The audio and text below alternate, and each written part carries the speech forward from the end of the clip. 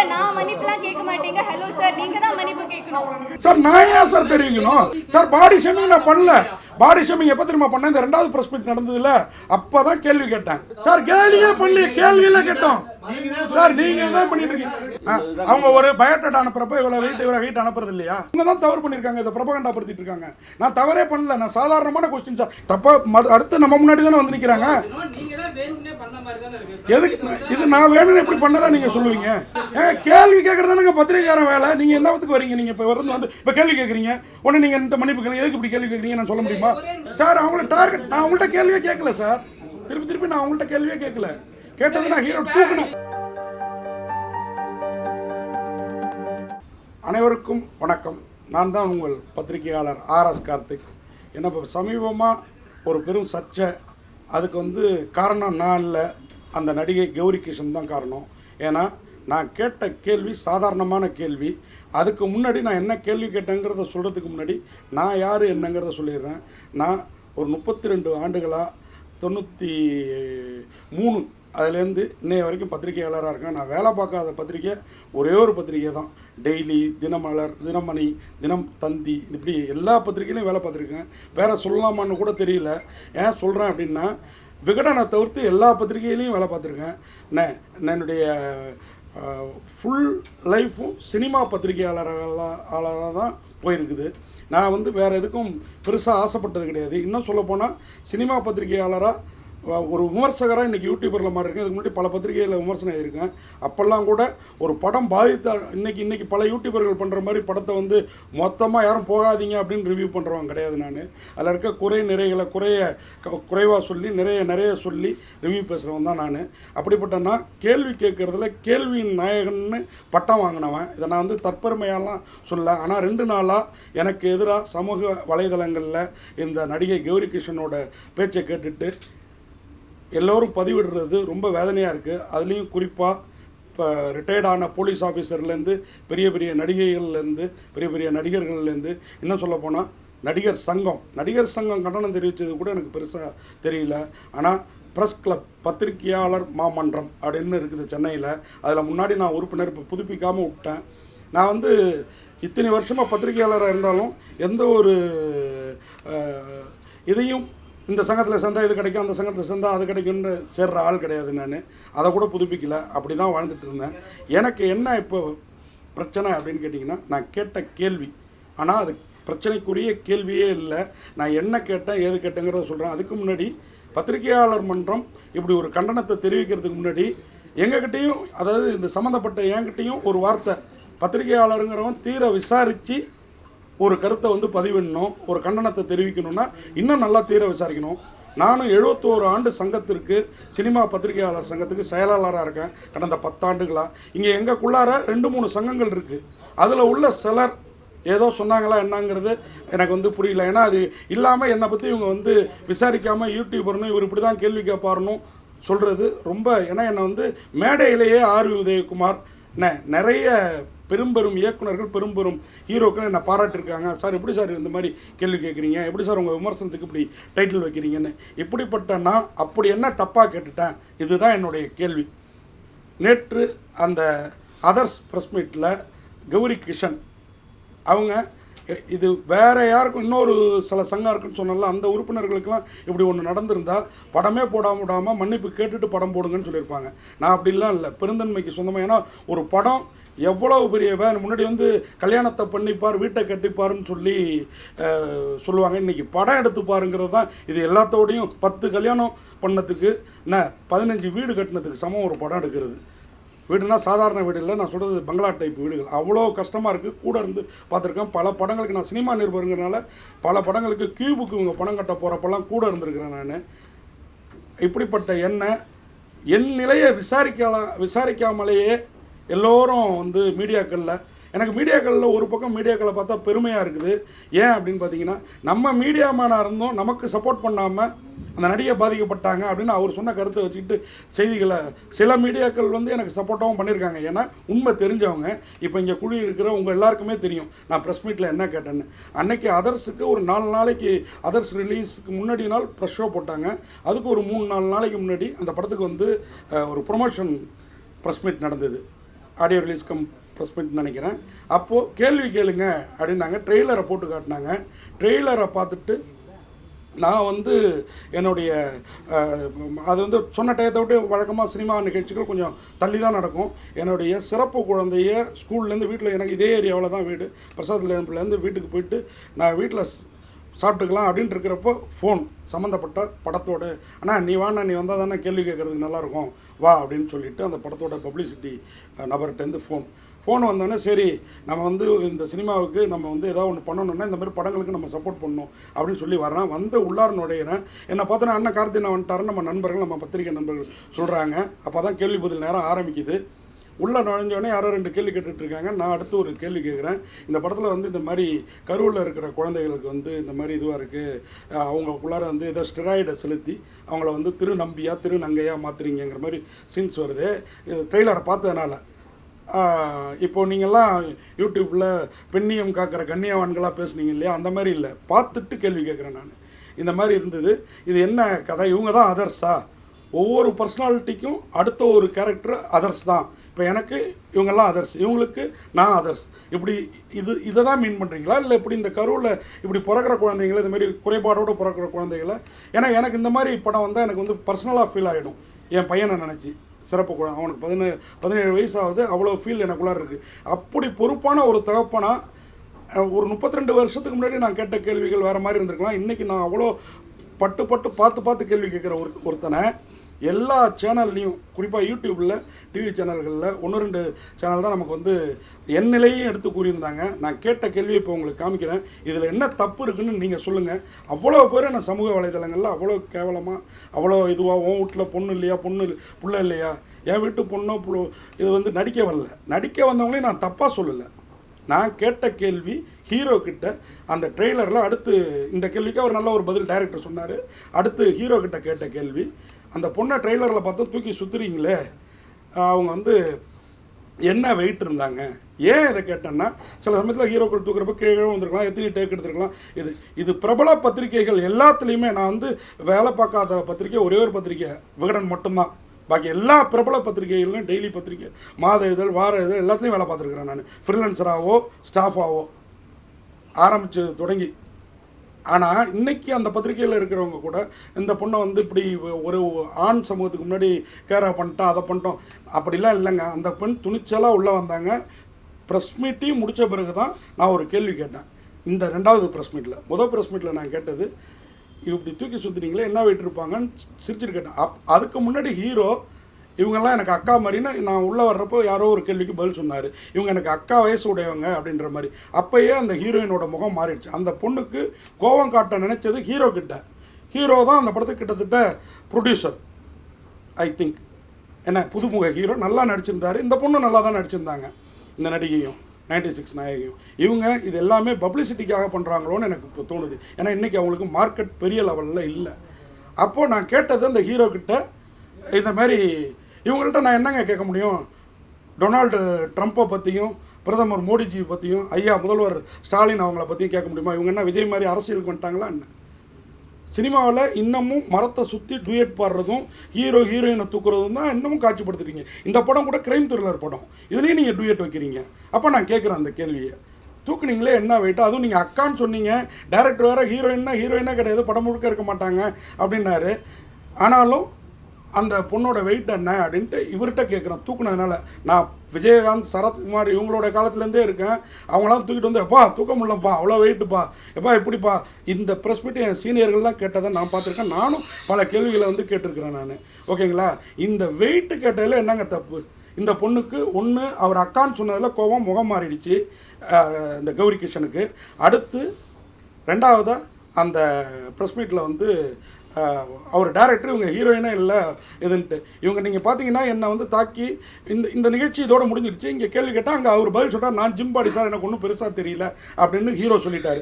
இது முடிஞ்சு கொஞ்ச நேரத்தில் இங்கேருந்து ஒரு நாள் கழித்து பார்த்தா இந்த சினி உலகம் அப்படிங்கிற ஒரு யூடியூப்பில் அந்த நிருபர் கேட்குறாரு, அந்த அதாவது காம்பயர் நிருபர் கிடையாது அவர், ப்ரெஸ் பீப்புள்ஸ்லாம் இப்படி தான் இன்னமும் கேள்வி கேட்டுட்ருக்காங்களா, அவர் ஏதோ பெரிய அறிவுஜீவி மாதிரி, அவர் ப்ரெஸ் பீப்புளெலாம் நாங்கள்லாம் ப்ரெஸ் பீப்புள் மாதிரி அவர் ஒரு கேள்வியை கேட்குறாரு.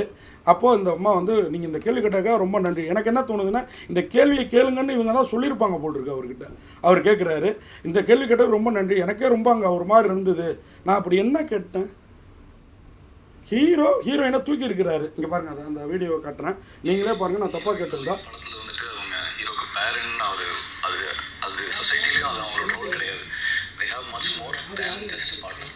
ஸோ அதனால் அவங்க கரியர் ஓரியன்டாகவும் இந்த படத்தில் வந்துட்டு சார் எழுதியிருந்தது ரொம்ப பியூட்டிஃபுல்லாக இருந்துச்சு. நான் அந்த விதத்தில் தான் சொன்னேன்.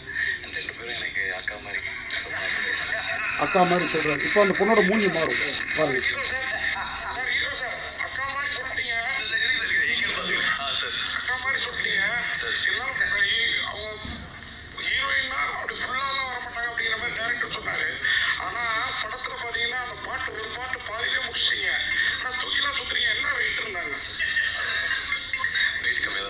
நான் நிறைய வெயிட் லிஃப்ட் பண்ணுறேன் சார், அதனால் எனக்கு பிரச்சனை உங்களுக்கு தெரியல. எனக்கு நானே கண்டென்ட் எடுத்து கொடுத்துட்டேன்னு நினைக்கிறேன். இல்லை, அவர் சொன்ன இம்பார்ட்டன்ட் பாயிண்ட் வந்து இன்னைக்கு ஹீரோயின்னாலே படத்தில் வந்துட்டு அவங்க ஹீரோக்கு பேரன் அது சொசைட்டிலையும் அது அவங்களோட ரோல் கிடையாது. இந்த கேள்வியில் என்ன தப்பு இருக்குது? இதுக்கப்புறம் கௌரி கிருஷ்ணன்ட்டையும் சிலர் கேள்வி கேட்டாங்க. அப்போ கூட அந்த அம்மா இதுக்கு பதில் சொல்லியிருக்கலாம். இது அந்த படக்குழுவினரால் படத்துக்கும் கௌரி கிருஷ்ணன் மார்க்கெட் இழந்த கௌரி கிருஷ்ணனுக்கும் பப்ளிசிட்டி தேடுறதுக்காக நடந்த நிகழ்வை ஒழிய இந்த கேள்வியை இன்றைக்கி வந்து கண்டனம் தெரிவிச்சிருக்கிற குஷ்புலேருந்து எல்லாரையும் இந்த கேள்வியை பத்திரிகையாளர்கள் கேட்கலையா? கேளுங்க. நீங்கள் பெண்ணியம் பேசுகிற இந்த கண்ணியவான்களுக்கெல்லாம் அப்படியே குரல் கொடுக்குறீங்களே, இங்கே ஆணுக்கு உரிமையே இல்லையா? பெண்ணுக்கு மட்டும்தான் உரிமை இருக்கா? என் நிலையை என் குடும்பத்தை தாக்குறீங்களே, என் குடும்பத்தில் இருக்கிறவங்களும் பெண்கள் தானே. என்ன இது ஒரு ஒன் சைடாக இருந்து மொத்த மீடியாக்களும் ஒரு சைடாக இருந்து இப்படி வந்து என்னுடைய குடும்பத்தை இழுத்து ஒருத்தவங்க வந்து கமெண்ட் போடுறான், 32 வருஷமாக இதான் பண்ணி அப்படி கேட்குறான். நான் என்ன பதில் சொல்கிறது? நான் என்னுடைய ரிவ்யூவெல்லாம் எடுத்து பாருங்கள். என்ன அவங்க மட்டும்தான் ப்ரொமோஷன் பண்ணிக்கணுமா? நானும் என் யூடியூப் சேனலுக்கு ப்ரொமோஷன் பண்ணிக்கிறேன். இந்த ஒரு வாய்ப்பாக பயன்படுத்திக்கிட்டு ரொம்ப வருத்தமாக இருக்குதுங்க. 32 வருஷம் இருந்திருக்கிறேன். இன்னைய வரைக்கும் இன்றைக்கி நடிகர் சங்கத்துலேருந்து ஒரு கண்டன கடிதம், ஒரு வார்த்தை. நான் ஒரு சினிமா பத்திரிகையாளர் சங்கத்துக்கு செயலாளர், என்கிட்ட ஏன்பா அப்படியெல்லாம் கேள்வி கேட்குற அப்படின்னா நான் இந்த விளக்கத்தை காட்டியிருக்க போகிறேன். இதை வந்து இன்னொரு சேனலில் போய் ஸ்டூபிட் கொஸ்டின்னு, எனக்கு இவங்க தெரியாது, இவங்க ஒபிசிட்டிக்காக உடல் பருமனுக்காக இவங்க ட்ரீட்மெண்ட் எடுத்திருக்காங்க, அவங்க மன உளைச்சலில் இருந்திருக்காங்கங்கிறது எனக்கு தெரியாது. அது இவங்களை பாதிச்சுட்டு இப்போ படத்தில் வந்து வழுக்கத்தலை சொட்டை அப்படின்னு ஏதாவது காமெடி பண்ணால் எனக்கு லைட்டாக ஒரு ஜர்க் உள்ளே போயிட்டு வரும். ஏன்னா எனக்கு அந்த குறைபாடு இருக்குது. அந்த மாதிரி இவங்களுக்கு என்னுடைய கேள்வி பாதிச்சிருக்கும் போல் இருக்குது. அப்படி இவங்க நினச்சிருந்தா அங்கேயே ஏங்க இந்த மாதிரி கேட்காதீங்க, இது என்னங்க கேள்வி, இல்லை இதை எத்தனையோ பேர் கடந்து போயிருக்காங்க, வெயிட்டை சொல்ல மாட்டாங்க, வயசு சொல்ல மாட்டாங்க, அப்படி போயிருக்கலாம். இதை விட்டு வேறு சேனலில் போய் இவங்களே சொல்லி அந்த சேனல் காம்பேரை வந்து பேட்டி எடுக்க இந்த கேள்வியை கேளுங்கன்னு சொல்லி அவங்களுக்கு கை கொடுத்து பாராட்டி ஸ்டூபிட் கொஸ்டின், நான்சென்ஸ் கொஸ்டின் அப்படின்லாம் சொன்னேன். என்னுடைய கல்லூரி படிப்பை நான் வந்து ஊட்டியில் படித்து முடிச்சிருக்கிறேன். எனக்கு ஸ்டூபிட்டுக்கு நான்சென்ஸுக்கெல்லாம் என்னன்னு தெரியாத அர்த்தம். எங்கள் அப்பா கசடர் ஆஃபீஸர், 8 MA. அப்படிப்பட்ட ஒருத்தரோட பையன் தரம் தாழ்ந்த கேள்வியை கேட்பானா? இத்தனை பேர் கமெண்ட் போடுறீங்களே, இது வரைக்கும் நான் தரம் தாழ்ந்த கேள்வியை யார்கிட்டையுமே கேட்டதில்லை. என்றைக்காவது ஒரு கான்ட்ரவர்சியாக இருக்குமே ஒழிய இந்த மாதிரி தரம் தாழ்ந்த இந்த கேள்வி இப்போ பார்த்தீங்க, நான் வீடியோ காட்டினேன், எங்கே இதில் தரம் தாழ்ந்திருக்கு? நடிகர்கிட்ட வெயிட்டு கேட்கலையா? நடிகரை நீ தூக்கியிருந்தா நடிகர்கிட்ட கேட்டிருப்போம், உங்கள்கிட்ட கேட்டிருப்போம் நடிகரோட வெயிட் என்னன்னு. உன்னை தூக்குனது அந்த நடிகர், அதனால் அவரை கேட்குறோம் இல்லைங்களா? இதில் என்ன தப்பு? இதை மறுநாள் அன்னைக்கு படம் முடிஞ்சோடனே ப்ரெஸ் மீட்டு அன்னைக்கு போய் இவங்களெல்லாம் பேச விட்டு அப்புறம் கேள்வி நேரம் வந்தோடனே இன்னொரு நண்பர் ஒரு குரல் டிவி மோகன் ஒரு கேள்வி கேட்டார். அதுக்கப்புறம் நான் ஒரு கேள்வியை ஆரம்பித்தேன். அப்போது ஒரு 4-5 பத்திரிகையாளர்கள் நமக்கு சப்போர்ட்டாக, இவங்க சொல்கிற மாதிரி ஆண் சமூகம் மொத்தமும் இங்கே ஆண்களாக கூடி இருக்கீங்களே, நான் மட்டும்தான் இருக்கேன், இப்படி கத்துறீங்களே, அதெல்லாம் சீன். நான் திரும்பவும் சொல்கிறேன், சீன். அதெல்லாம் அதை பண்ணாதீங்க. இன்றைக்கி பைல்வான் கூட பேசியிருக்கிறாரு, பத்திரிகையாளரை எதிர்த்துக்கிட்டு பண்ணாதீங்க, அவங்க பாவத்தை கொட்டிக்காதீங்கன்னு. ஏன்னா ஒரு ஸ்டெப்பும் நீங்கள் உயர்றதுக்கு நாங்கள் காரணமாக இருக்கிறோம். அது 32 வருஷமாக என்னை பாராட்டாத நடிகர்களே கிடையாது. நான் அப்படி ஒரு தப்பை செய்வேனா? அப்போது அந்த கேள்வி, இது இந்த பொண்ணுக்கு காண்டானது அக்கான்னு ஹீரோ சொன்னதுனாலையும், ஏன் நான் கேள்வி கேட்டாலே மீடியாவில் சிரிப்பாங்க. 200 பேரில் ஒரு 10 பேர் தான் கேள்வி கேட்போன்னா அதில் நான் ஒரு ஹாஸ்யமாகவும் சுவாரஸ்யமாகவும் கேள்வி கேட்கக்கூடியவன். அதுக்கு அந்த சிரித்தோன்னே இவங்க பேசிக்காக மலையாளம் தமிழ்நாட்டில் படித்தேங்கிறாங்க, அவங்களுக்கு தமிழ் மொழியோட அந்த உள்ளர்த்தம் புரியல. வேணா நம்ம வெயிட்டை கேட்குறான்னா இவனுக்கு நம்ம ஒபிசிட்டி ப்ராப்ளத்தில் இருக்கோங்கிறது தெரிஞ்சு கேட்குறான்னு நினச்சிட்டாங்களா? அதை அங்கேயே கேட்டிருந்தாங்கன்னா நான் வந்து இல்லைம்மா நீ அந்த ஹாஸ்பிட்டலில் நான் கேட்கலாமா, நம்ம நீ தப்பாக புரிஞ்சுக்கிட்ட அப்படின்ட்டு இருப்பேன். வேறு சேனலுக்கு போய் 32 வருஷமாக கேள்வியின் நாயகன் பட்டம் எடுத்து வச்சுருக்கிற என்ன, இதே இன்னைக்கு நாசர் சொன்ன அந்த நடிகை திருப்பி என்கிட்ட சமரசமாகி நான் முன்னாடி கேள்வி கேட்டேன். பற்றி தான் ஒரு கேள்வி. அந்த சம்பவம் இருந்தப்போ நானும் இருந்தேன். அது கிரீன் பார்க் ஹோட்டல் வந்து அதை தவிர இவர் எங்கேயும் போல. அப்படி இருக்கும்போது எப்படி அதை நடிகர் சங்கம் அதை குறிப்பிட்டு பேசுகிறாங்க? நம்ம கூடயே இருக்கிற இன்னும் 2 சங்கங்கள் இங்கே பத்திரிக்கை இங்கே நீங்கள் உங்களுக்கு தெரியும், வெளியாளுங்க பேசுகிறது விடுங்க. நம்ம சினிமா பத்திரிகையாளர்களே என்னை வந்து ஏன்னா நம்ம சங்கத்தை நம்ம 71 ஆண்டாக சிறப்பாக நடத்திட்டு இருக்கோம். 31 வருஷமாக அசைக்க முடியாத கேள்வியின் நாயகனாக நான் இந்த ஃபீல்டில் இருக்கேன். என்னை தூக்கி வெளில போடணுங்கிறதுக்காக இந்த பேச்சு சொன்னவங்க நான் பத்திரிகையாளருங்கிறது சொல்லியிருக்கணும். என்னை யூடியூபராக மட்டும் சொல்கிறாங்க. இன்னைக்கு எழுதுகோள் பிடிச்சி எழுதுறவனோட இந்த மாதிரி கேமரா வச்சுட்டு இருக்கிறவங்க தான் இன்னைக்கு பத்திரிகைக்காரங்களா அங்கீகரிக்கப்பட்டிருக்காங்க. இதுதான் உண்மை. இப்போ நீங்க மட்டும் இந்த மாதிரி பிரச்சனை நடந்துட்டே இருக்கு. சினிமால வந்து பெண்களை வந்து அபியூஸ் பண்றாங்க, அதெல்லாம் வெளியே வரல. சாதாரண ஒரு வார்த்தைக்கு உங்களுக்கு பிடிச்சிருக்காங்க, அது வந்து தனிப்பட்ட முறையில் அவங்க தாக்குற மாதிரி இருக்கா?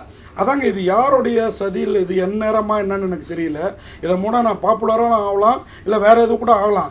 ஆனால் என் குடும்பத்தெல்லாம் இழுத்து பேசுகிறப்போ எனக்கு ரொம்ப வருத்தமாக இருக்குது. இப்போ இந்த நடிகை நான் பேசுகிறேன்னா 60 பேர் நம்ம இருந்தாலும் அவங்க கூட 2 பேர் இருந்தாங்க, அங்கே சப்போர்ட் பண்ணல.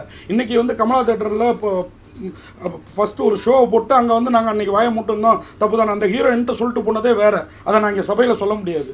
சார் எனக்கு நீங்கள் பேச ஆரம்பிச்சுன்னு கையெல்லாம் உதற ஆரம்பிச்சிச்சு சார். ஹீரோ வந்து படத்தில் ஹீரோ, நிஜத்தில் இப்படி கேட்குறாங்களே நம்ம படத்தில் அப்படின்றது அவர் உதறி இருக்குது. ஆனால் இப்போ பேசல நான் அங்கே வாய் கொடுத்துருக்கணும். இவர் அங்கே கொடுத்தாரு, அந்த டிவி சேனலுக்கு போனப்போ இவர் வாய் கொடுத்தாரு. நான் கண்டித்தேன், நீங்கள் வளர வேண்டிய ஹீரோ இந்தமாரி பேசாதீங்க, நான் தப்பான கொஸ்டின் கேட்கல, உங்கள் மனசாட்சிக்கு தெரியும் அப்படின்ட்டு. ஹீரோயின்ட்ட நான் கேள்வியே கேட்கல ஜி. ஹீரோயின்ட்ட நான் அந்த ஃபுல் வீடியோவும் கூட இருக்குது, நான் உங்களுக்கு எல்லாருக்குமே அனுப்புகிறேன். நீங்களும் இதில் அதை பின் பண்ணி போடுங்க. அதுதாங்க அவங்களோட ஒபிசிட்டி ட்ரீட்மெண்ட் எனக்கு தெரியாதுங்க, புரியுது? அவங்களாம் இன்றைக்கி புது நடிகைகள் இல்லையா, நமக்கு முன்னாள் நடிகைகள்லாம் சில கதை தெரியும். என்னுடைய வருத்தம்லாம் என்னையை பிடிச்சி இந்த காய்ச்சிறீங்களே எடை என்னன்னு தூக்குன ஹீரோக்கிட்ட கேட்டதுக்கு இங்கே எத்தனை யூடியூபர்கள் சினிமாக்குள்ளாருன்ட்டு சினிமாக்காரங்களை எவ்வளோ மோசமாக நான் ஒரு ரிவ்யூவில் கூட ஜென்யூனான ரிவ்யூ பண்ணிகிட்டு இருக்கிறேன். நான் ஏன்னா வந்து மேடையிலே பல பேர் பாராட்டுறேன். இந்த பொண்ணு தேடுது மெயினாக, படக்குழுவினரும் இன்னைக்கு நடந்த சம்பவத்தில் தேடுறாங்களோன்னு தோணுது. ஏன்னா இன்னைக்கு படங்கள் வெளியில் வந்தால் ஓடுறது ரொம்ப கஷ்டமாக இருக்குது. நல்ல படம் நமக்கே ஆத்தாத்து போகுது. ஏன்னா இன்னைக்கு வந்து வீட்லேயே நம்ம உட்காந்து படம் பார்க்குற மாதிரி ஓட்டிட்டு இந்த மாதிரி இதெல்லாம் வந்துட்டு ஒரு 10 நாள் கழிச்சு ஓடிடியில் வரப்போது நம்ம அங்கே பார்த்துக்கலாங்கிற மனநிலையில் மக்கள் இருக்காங்களே இன்னும் தெரியல. இவங்க தேட்டரில் ஓட வைக்கிறதுக்காக என்ன யூஸ் பண்ணிட்டாங்களோ, அதுக்கு ரிட்டையர்டு போலீஸ் ஆஃபீஸர், என்ன கான்ட்ரவர்சி பாடகி, என்ன முன்னாள் கதாநாயகி, இவங்கெல்லாம் பலியாயிட்டாங்க, என்ன பலி கொடுத்துட்டாங்க.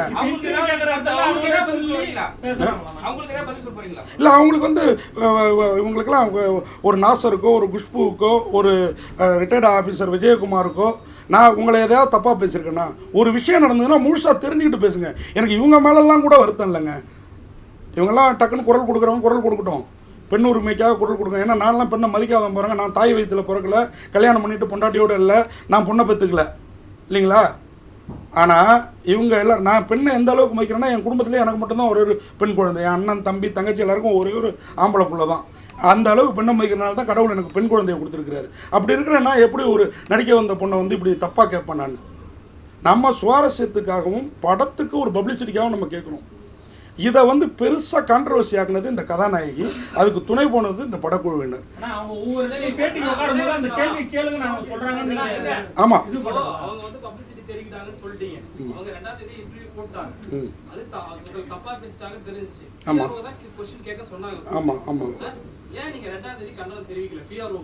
எப்படி அவங்களுக்கு தெரிவிக்க முடியும்? அடுத்த பிரஸ் மீட் வர்றப்ப தான் கேட்க முடியும். ஆமாம் சார், எனக்கு அந்த கதாநாயகரோட நம்பரோ எதுவோ வாங்குற பழக்கம் இல்லை. நான் இன்னைக்கு வந்து இல்லை எதுக்கு நான் தெரிவிக்கணுங்கிற அதான் ப்ரெஸ் மீட் இருக்குது. அடுத்து ப்ரெஸ் ஷோ 2 நாளில் இருக்குது. ப்ரெஸ் ஷோ அன்னைக்கு ப்ரெஸ் மீட் வைக்க போகிறாங்க. அங்கே சார் நான் ஏன் கண்டனம் தெரிவிக்கணுங்கிற அதான் இது தெரிவித்தேன், இது ப்ரெஸ் மீட்டில் தெரிவித்தோம். அதுதான் சவுண்ட் ஆச்சு. அதை பார்த்துட்டு தான் இன்றைக்கி இது எல்லாரும் வந்து என்னையை தப்பாக சொல்கிறாங்க. நான் சத்தமாக பேசினேன், போனால் வந்து அந்த பொண்ணை பயமுறுத்துகிற மாதிரி பேசுனேன். அப்படிலாம் பேசவே இல்லை. அங்கே இருந்த பத்திரிகையாளரில் 4-5 பேர் தான் எனக்கு சப்போர்ட்டாக இருந்தீங்க. பாக்கி 40 பேரும் அந்த பெண்ணுக்கு உறுதுணையாக இருந்ததுனால தான் அந்த பெண் வந்து அவங்க சொல்கிறாங்க. அவங்க கொஞ்ச நேரத்தில் அவங்களால பதில் சொல்ல முடியலன்னா நான் ஒரு பெண் இத்தனை பேர் நின்றுட்டு இப்படி கேட்குறீங்கன்னா உடனே பெண்ணியத்தை கையில் எடுக்கிறாங்க. பெண்ணுங்கிற அந்த இதை எல்லார் வீட்லேயும் பெண் இருக்குது, எல்லாருக்கிட்டையும் பெண் இருக்காங்க. இந்த விஷயத்தெல்லாம் பேசுகிறவங்க, இதுக்கெல்லாம் கண்டனம் தெரிவிக்கிறவங்க, பெரிய பெரிய சம்பவங்கள் இந்தியா முழுக்க நடக்குது, அதுக்கெல்லாம் கண்டனம் தெரிவிக்கல. இவ்வளோ ஏங்க நம்ம இவர் கூல் சுரேஷ் அவர் மேடையில் ஒரு செயல் அவர் சாதாரணமாக செஞ்சார், அது பெரிய இஷ்யூ ஆச்சு. ஆனால் பத்திரிகையாளர்கள் அதை வந்து கொண்டு போனாலும் எந்த நடிகர் சங்கமோ எந்த ஒரு இதுவோ கண்டனம் தெரிவிக்கல. அவருக்கும் சப்போர்ட்டாக இல்லை, அந்த பொண்ணு கேம்பையருக்கும் சப்போர்ட்டாக இல்லாமல் இருந்தது. ஏன்? ஆனால் இன்றைக்கி அவர் என்ன சப்போர்ட் பண்ணுறாரு? நியாயப்படுத்துறதுன்னா சார் நான் தப்பே பண்ணலையே, நான் ஏன் நியாயப்படுத்தணும்? இப்போ பார்த்தீங்களா சார், பாடி ஷேமிங் நான் பண்ணல. பாடி ஷேமிங் எப்போ தெரியுமா பண்ணேன்? இந்த 2வது ப்ரெஸ் மீட் நடந்ததுல அப்போ தான் கேள்வி கேட்டேன். ஏன் தெரியுமா கேட்டேன்? இல்லை இல்லை இல்லை இல்லை இல்லை கேள்வி கேட்டது அதுக்காக தான் நான் சொல்லிட்டேனே. என் சைடு அன்னைக்கு இதே மாதிரி மைக் இல்லை, அதனால தான் இன்னைக்கு இந்த ப்ரெஸ் மீட். ஆமாம், எப்படி என்ன ஸ்டூபிட் கேள்வி கேட்க தெரியாதவன், சென்ஸ் இல்லாதவன் ஒரு சீனியர் பத்திரிகையாளர் ஏங்க முந்தா நேத்து வந்து இந்த நடிகைக்கு இவ்வளோ ஈகோ இருக்கிறப்ப 32 வருஷமா சினிமா பத்திரிகையாளரா சினிமாவுக்காக ஜேர்னலிசம் பண்ணிட்டு இருக்கிற எனக்கு எவ்வளோ இருக்கும்? எதுக்கு நான் தனிப்பட்ட முறையில்? அவங்க தனிப்பட்ட முறையில் என்கிட்ட பேசிருக்கலாமே. என்னங்க இப்படி கேட்குறீங்கன்னு அன்னைக்கு அந்த ப்ரெஸ் மீட் முடிச்சோடனே என்கிட்ட வந்து பேசிருக்கலாமே. சார் சார் அங்கேயே அந்த பொண்ணு சிரிச்சுட்டு தானே போச்சு. அதுக்கப்புறம் நடந்தது என்ன? யாரு நேத்தி தாங்க பேசவில்லை. நேத்தி சார் ப்ரெஸ் ஷோ முடிஞ்ச பிறகு நேத்தி தான் பேசவில்லை. அன்னைக்கு பேசுறதுக்கு நிறைய அந்த பொண்ணுட்டையும் கேள்வி கேட்டோம் சார். அன்னைக்கு ப்ரெஸ் மீட் வந்து இந்த ப்ரெஸ் நண்பர்களை கேளுங்க. என்ன சார் நான் ஏன் சார் தெரிவிக்கணும்? எனக்கு ப்ரெஸ் மீட் வர்றப்ப தான் நான் கேள்வி கேட்க முடியும். நான் எப்படி எதுக்கு என்ன வந்து தப்பாக பேசிட்டாங்க, என்ன வந்து தப்பாக பேசிட்டாங்க நான் ஏன் தெரிவிக்கணும்? தப்பாக அடுத்து நம்ம முன்னாடி தானே வந்து நிற்கிறாங்க. எதுக்கு இது நான் வேணும்னு எப்படி பண்ணதான் நீங்கள் சொல்லுவீங்க? நீங்கள் எப்படி நான் வேணும்னு பண்ணதான் சொல்லுவீங்க? ஏன் என்னுடைய பேனரை கிழிச்சிருக்கிறாங்க, பட் அவங்கள நான் தப்பாக பேசினதா அவங்க சொல்லிட்டு இருக்காங்க. இது எப்படி வேணும்னு பண்ணதான் ஆகும்? சார் எல்லாம் நீங்க இருக்கிற டெய்லி பேப்பர் எடுத்து பாருங்க சார். முதல் கொஸ்டின் நட்சத்திர பேட்டின்னு ஒரு பிரபல டெய்லியில் வருது. அதில் முதல் எடுத்தானே எடை, உங்கள் உயரம் என்ன, அதுக்கப்புறம் தான் மற்ற கேள்விகள் எடுத்து வேணா இப்போ சாம்பிள் காட்டவா? நானும் 32 வருஷமா பத்திரிகை, 30 வருஷம் பத்திரிகை 25 வருஷம் பத்திரிகை வந்து இப்போ 7 வருஷமா தான் யூடியூப் சார் அவர் தூக்கி சுத்துறாரு சார். அப்போதானே படத்துக்கு நம்ம ஏன் கேள்வி கேட்கணும் தேவை இருக்கு? இங்கே ஏன் ப்ரெஸ் மீட் நடத்தணும் தேவை இருக்கு? படம் பாட்டே ரிலீஸ் ஆகட்டுமே, எந்த மீடியாவிலையும் வராமல் இருக்கட்டுமே, என்ன தேவை இருக்கு? இன்ட்ரெஸ்டிங் இல்லையா? பாடி ஷேமிங்கே பண்ணலையேங்க. ஏங்க சார் நீங்கள் இப்போ வந்தீங்களா? அந்த பொண்ணை ஹீரோ அக்கான்னு நான் ஒரு வீடியோ காமிச்சு உங்களுக்கு காமிக்கிறேன். அந்த பொண்ணை ஹீரோ அக்கான்னாரு, அந்த பொண்ணுக்கு அங்கேயே முகம் மாறிடுச்சு. ஓகேங்களா? அதுக்கப்புறம் இந்த கேள்வி நான் என்ன கேட்டேன், உங்களை ஹீரோ அக்காங்கிறாரு டைரக்டர், நீங்கள் ஹீரோயினே இல்லை கொஞ்ச நேரம் தான் வருவீங்க, ஹீரோயின்னா படம் முழுக்க வரமாட்டாங்க அப்படின்னு சொல்கிறாரு. அதுக்கப்புறம் அதை ரெண்டுத்தையும் சொல்லி இப்படிலாம் சொன்னாலும் நீங்கள் அந்த டூயட்டில் வந்து தூக்கி சுற்றுறீங்க. எவ்வளோ வெயிட் இருந்தாங்க இதை கேட்குறது? ஆமாம், இது உடல் சார்ந்தே இல்லையா? நேற்று கேட்டு பாருங்க சார், நேற்று இல்லையா அவர் சார் அங்கேயே அவர் தான் நான் வந்து ஜிம்பாடி எனக்கு ஒன்றும் பெரிய இது இல்லை அப்படின்றாரு.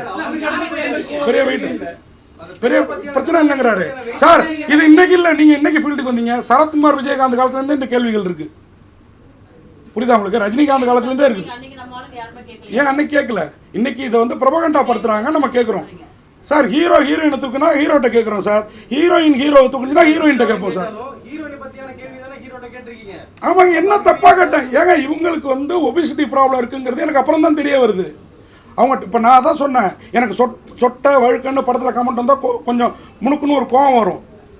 அடுத்த நிமிஷம் அதை மறைஞ்சு போயிடும் நம்மளுடைய மெச்சூரிட்டி. இந்த பொண்ணு சின்ன பொண்ணு.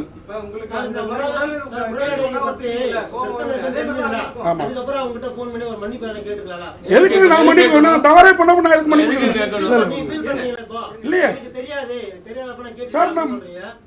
இவங்க ஒபிசிட்டி இல்லையே, ஒபிசிட்டி பிரச்சனை நேற்று தானே தெரிஞ்சது, அன்னைக்கு தெரியாது. எதுக்குங்க நான் மன்னிப்பு கேட்கணும்? நான் கேள்வியே தப்பா கேட்கலையே, எல்லாரும் கேட்குற கேள்வியை தானே நான் கேட்டிருக்கேன். ஏங்க இப்போ என் மனசு கஷ்டப்படுத்திட்டாங்க, அவங்க மன்னிப்பு கேட்டோம், அதுக்கப்புறம் நான் கேட்குறேங்க. கேள்வி கேட்கறது தானே பத்திரிகைக்காரன் வேலை. நீங்கள் என்னத்துக்கு வரீங்க? நீங்கள் இப்போ வந்து இப்போ கேள்வி கேட்குறீங்க, உடனே நீங்கள் இந்த மன்னிப்பு கேட்குறீங்க, எதுக்கு இப்படி கேள்வி கேட்குறீங்க நான் சொல்ல முடியுமா? இது தப்பு சார். நான் மாற்றல, சமூக ஊடகங்கள் மாற்றுது. ஊடகங்கள் தான் உங்களுக்கு எதிராக வேலை செய்யுது. இங்கே இருக்கிற ஊடகங்கள் இல்லைங்க. இங்கே MTTV இவங்கெல்லாம் ஏன் நியூஸ் போட்டுருக்காங்க சார்? இங்கேருந்து அது ஃபாலோ அப் ஆகி போகுது சார். இங்கே வர்றது இங்கே NDTV டெய்லி வராங்களா? இல்லையே. இந்த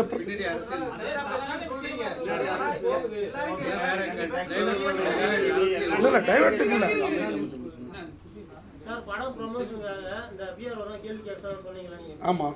இந்த கேள்வி அவங்க தான் கேட்க சொன்னாங்களா? இந்த கேள்வி அவங்க கேட்க சொல்ல சார். கேள்வி ஏதாவது கேளுங்க. ஏன்னா நான் நல்ல கேள்விகள் தான் இது வரைக்கும் கேட்டிருக்கேன். 32 வருஷமா என் கேள்வியை தான் எடுத்து எல்லா மீடியாவிலையும் போட்டுக்கிட்டு இருக்கீங்க. இன்னைக்கு இந்த கேள்வி சர்ச்சை ஆயிடுச்சுன்னா அதுக்கு நான் காரணம் இல்லை, அந்த பெண் காரணம். அவங்களுக்கு இந்த பிரச்சனை இருக்கிறது எனக்கு தெரியாது. சரி சார், இந்த இஷ்யூவை வச்சு பெரிய கிரியேட் பண்றாங்க. இது போயிட்டே இருக்கு. இதை இன்னையோட க்ளோஸ் பண்ண நினைக்கிறேன். நான் ரெடிங்க. அவங்க போய் இன்னைக்கு கமலா தியேட்டரில் பேசியிருக்காங்க, ஒரு சேனலாக பேசுகிறாங்களே. எப்படி ஏங்க ஒரு பத்திரிகையாலாம் இத்தனை மீடியா கூப்பிட்டு ப்ரெஸ் மீட் கொடுக்க வேண்டிய அவசியம் என்ன? என்னை வந்து டோட்டலாக ஸ்டூபிட் கொஸ்டின் கேட்டதுக்கு நான் மன்னிப்பு. நேற்று தான் நான் அவங்கள பாடி ஷேமிங்க்கு பேசினேன். என்ன தெரியுமா? அதுவும் அவங்க உணர்வு. மேடம், எடை கேட்டது பாடி ஷேமிங் இல்லை. இன்றைக்கி கேட்டேன் பாருங்கள், 2 பேரும் ஏன் ஜோடியாக போட்டிங்க? இவர் அவ்வளோ ஹைட்டாக இருக்கார், இவங்க இவ்வளோ குள்ளமாக இருக்காங்க, ஏன் ஜோடியாக போட்டிங்கன்னு டைரக்டர் கேட்டேன். அப்படி பார்த்தாங்க. அப்போ தான் இந்த கேள்வி நான் ஏன் கேட்குறேன் தெரியுமா? இது தாங்க பாடி ஷேமிங்கு. அன்னைக்கு நான் கேட்டதில் எந்த பாடி ஷேமிங்கும் இல்லை. முதல்ல தமிழை தரவாப்பட்டு, நான் தமிழ் எனக்கு நல்லா தெரியும் அப்படின்ட்டாங்க. பேஸ்ன்ற ஒன்று இருக்குது, தாய்மொழினா அது உள்ளார உள்ளது வேறு. எந்த வீடியோ? ஆமாம் பார்த்தேன். என்ன சொல்லுங்க? யாரு சார்? நான் நிறுத்தின பிறகு அவங்க பேசல, போதும்ட்டாங்க சார். உங்களை ஒருத்தங்க அப்படி வந்து ஸ்டூபிட்டா கொஸ்டின் கேட்குறான், சென்ஸ் இல்லாமல் கேள்வி கேட்குறான்னு 35 வருஷம் இருந்த பிறகு ஒருத்தங்க சொன்னாங்கன்னா உங்களுக்கு அந்த மாதிரி ஒரு கோவம் வரும். எனக்கு அந்த மாதிரி ஒரு கோவம் வந்தது. அப்படி அது உங்க மனநிலைங்க. எனக்கு இன்னைக்கு தான் தெரிவிக்கணும்னு தோணுச்சு, தெரிவிச்சேங்க.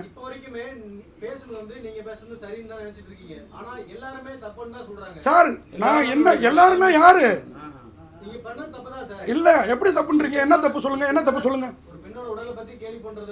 சார்? கேலியே பண்ணி கேள்வியில கேட்டோம் சார். நீங்க தான் பண்ணிட்டு இருக்கீங்க சார். கேலியே பண்ணல வந்து விளம்பரம் கொடுக்கும்போது சார், ஒரு நிமிஷம் விளம்பரம் கொடுக்கும்போது எனக்கு இவ்வளோ ஹைட்டு இவ்வளோ வெயிட்டு அவங்க ஒரு பயோடேட்டா அனுப்புறப்ப இவ்வளோ வெயிட் இவ்வளோ ஹைட் அனுப்புறது இல்லையா? நடிகைகள் வாய்ப்பு கேட்குறப்ப சார் இது தாக்கலே இல்லை. நீங்கள் இந்த வீடியோ பார்த்தீங்க, நீங்கள் இப்போ வந்தீங்க ஜி, இந்த வீடியோ பார்த்தீங்களா? நான் என்ன கொஸ்டின் கேட்டேன் தெரியுமா? சொல்லுங்க. டைரக்டரும் ஹீரோவும், ஹீரோ அக்கா இல்லை சார், ஹீரோ அக்கான்ட்டாரு. அங்கேயே இந்த மாதிரி கோவம் வந்துருச்சு. அவர்கிட்ட காட்ட முடியாதுல்ல, என்கிட்ட காட்டுது. அதுவும் அந்த ஸ்பாட்டில் காட்டல, அங்கே நல்லா சிரிச்சுட்டு தான் போச்சு. இங்கே இருக்கிற மீடியாக்காரங்க அத்தனை பேரும் அங்கே இருந்தாங்க. அன்னைக்கு சிரிச்சுட்டு போச்சு. அப்படிங்க போச்சு.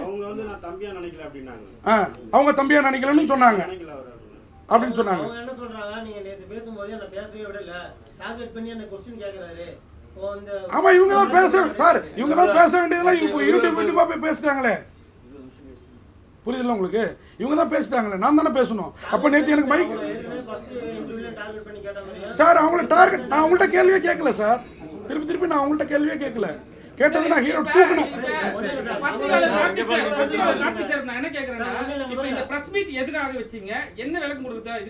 இந்த பிரஸ் மீட் வந்து என்னை பற்றி நானும் ஒரு மீடியாக்காரன் 32 வருஷமாக நான் வேலை பார்க்காத பத்திரிகை இல்லை அப்படின்றப்போ என்னையே தாக்குற அளவுக்கு நம்ம பத்திரிகையாளர்கள் வந்து மீடியாக்களில் செய்தி போடுறீங்க. என்ன அது வந்து என்னன்னு உண்மையை தெரிஞ்சுட்டு போடுங்க அப்படிங்கிறதுக்கு விளக்கம் கொடுக்குறது தான். நான் கேட்டது ஹீரோ கிட்ட ரொம்ப சாதாரணமாக ஜாலியாக கொஸ்டின். அந்த அம்மாவுக்கு 2 விஷயத்தில் டென்ஷன் ஆச்சுங்க. நான் கேள்வி கேட்டோன்னே மீடியா அத்தனை பேர் சிரித்தாங்க. இது வழக்கமாக நடக்கிறது. ஏன்னா நான் ஏற்கனவே சொல்லிட்டேன், ஹாஸ்யமாகவும் சுவாரஸ்யமாகவும் கேள்வி கேட்குற ஆள் அது வழக்கமாக நடக்கும். அதுக்கு மொழி புரியாததுனால உடனே அவங்க சென்னையில் தான் படித்தாங்க, தமிழில் படித்தா. எனக்கு கூட நான் ஊட்டியில் படித்தேன், மலையாளிஸ் தான் என் ரூம்மேட்டு, எனக்கு மலையாளம் தெரியும். பட் மலையாளத்தோட உள்ளர்த்தம் தெரியுமா எனக்கு? இதுதான் என்னுடைய கேள்வி. அதை புரிஞ்சிக்காதனால தான் உங்களுக்கு இந்த கோபம். கேட்டது ஹீரோ, கோவப்பட்டது என் மீது. இதுதான். இப்போ வந்து விமர்சனம் ரொம்ப அதிகமா இருக்கு. அவங்க பாதிக்கப்படுறாங்க, உங்களால உணர முடியுது. உங்களாலையும் பாதிக்கப்பட்டீங்க, நீங்களும் சொல்றீங்க. ஆமா சரி, ஒரு பெண்ணா பாதிக்கப்பட்டிருக்காங்க, அவங்களோட சின்ன வயது தான் அவங்க. ஆமா, நீங்க தங்கச்சியா நினைச்சிட்டு ஒரு சாரின்னு ஒரு கேட்கலாம்ல. ஒரே கேள்வி, நீங்க உங்க கேள்விக்கே வரேன். ஒரு பெண்ணா பாதிக்கப்பட்டிருக்காங்க, என்னோட சின்ன வயசுக்காரங்க ஃபர்ஸ்ட் மன்னிப்பு கேட்கணுமா, பெரிய வயசுக்காரங்க மன்னிப்பு? இல்ல இல்ல, அதான் தவறு. பெரியவங்கள்ட்ட சின்னவங்க தான் ஃபர்ஸ்ட் மன்னிப்பு கேட்கணும். உங்க கேள்வியை தான் நான் பதிலாக்குறேன் சார். நான் ஏன் கேட்கணும்? நான் தவறு பண்ணியிருந்தார், அவங்க தான் தவறு பண்ணியிருக்காங்க, இதை ப்ரொபகண்டா படுத்திட்டு இருக்காங்க. நான் தவறே பண்ணல, நான் சாதாரணமான கொஸ்டின் சார். இங்க இருக்கிற பத்திரிகையாளர்கள்ட்ட இந்த கேள்வியில என்ன தப்புன்னு கேளுங்க சார். எனக்கு ஈகோவே இல்லையே. ஏன் என்ன இதை அந்த நடிகைகிட்ட மன்னிப்பு கேட்க சொல்லுங்க சார். அந்த நடிகையை மன்னிப்பு கேட்க சொல்லுங்க, நான் அடுத்து கேட்கறேன். அவங்க கேட்கட்டும் ஃபர்ஸ்ட். பத்திரிகையாளருக்கு மன்னிப்பு கேட்கணும். நீங்க பல ஹீரோ கிட்ட ஹீரோயின் கிட்ட இந்த மாதிரி ஜாலியா கேட்பீங்க, அதெல்லாம் இஷ்யூ ஆகாது. இது மட்டும் எப்படி இவ்வளவு பெரிய இஷ்யூ? அதுதான் எனக்கு சந்தேகமா இருக்கு. உங்களுக்கு மார்க்கெட் இல்ல, மார்க்கெட்டை டெப்த் பண்ணிக்கிறதுக்காக இதை பெருசுப்படுத்திட்டு இருக்காங்க. இந்த படம் ஒண்ணுங்கிறதுக்காக பெருசு பண்ணிட்டு இருக்காங்க. இதுதான் உண்மை. அவங்க நம்மள அதர்ஸா நினைக்கிறாங்க. இதுதான் உண்மை. மேடையில மட்டும் பத்திரிகையாளர்களால தான் எல்லாம் பேசிட்டு நம்மள அதர்ஸா நினைக்கிறாங்க. இதுதான் உண்மை. இல்ல ஒரே ஒரு விஷயம், இதுல எனக்கு வந்து யாரோ கண்டனம் தெரிவிச்சாங்க, அதெல்லாம் வருத்தம் இல்லை. ப்ரெஸ் கிளப்ல இருந்து கண்டனம் வந்தது. எனக்கு சிரிக்கிறதா அழுவுறதா தெரியல. ப்ரெஸ் கிளப்புங்கிறது பத்திரிகையாளர்களோட நலனுக்கு. என்னகிட்ட நான் தப்பே பண்ணியிருக்கிறதா அவங்க நினைச்சாலும் என்கிட்ட ஃபோன் பண்ணி ஒரு விளக்கம் கேட்டிருக்கணும். ப்ரெஸ் கிளப்புங்கிறது நமக்கானது. அது நடிகர் சங்கமாக செயல்பட்டுருக்குது. இது மிகுந்த வருத்தத்துக்குரியது. இதே ப்ரெஸ் கிளப்பால் தான் நான் உயிர் பழைச்சேன் 2வது கொரோனா அலையில். அப்போ இருந்த அந்த பாரதி தமிழன்கிற அந்த செயலாளரோ தலைவரோ அவர் என்னை யாருன்னே தெரியாது. நான் ப்ரெஸ் கிளப் ரொம்ப நாளைக்கு முன்னாடி மெம்பர், அப்புறம் புதுப்பிக்காமல் விட்டேன். அவர் உட்காந்த வீட்டுக்கு ஆம்புலன்ஸ் வந்து என்னை தூக்கிட்டு வந்து ஜிஹெச்சில் சேர்த்து அருமையான ட்ரீட்மெண்ட்டு இதே டிஎம்கே கவர்மெண்ட்டில் வேறு லெவலில் இருந்து எம்பி மினிஸ்டர் எல்லாம் பேசினாங்க. அப்படி ஒரு ட்ரீட்மெண்ட் கொடுத்தாங்க. அப்படிப்பட்ட சமூகத்துக்கு நான் தப்பானவனா தெரிஞ்சுட்டேனேங்கிறதுக்காக தான் இந்த விளக்கம் நீங்கள் கேட்டீங்க இல்லையா?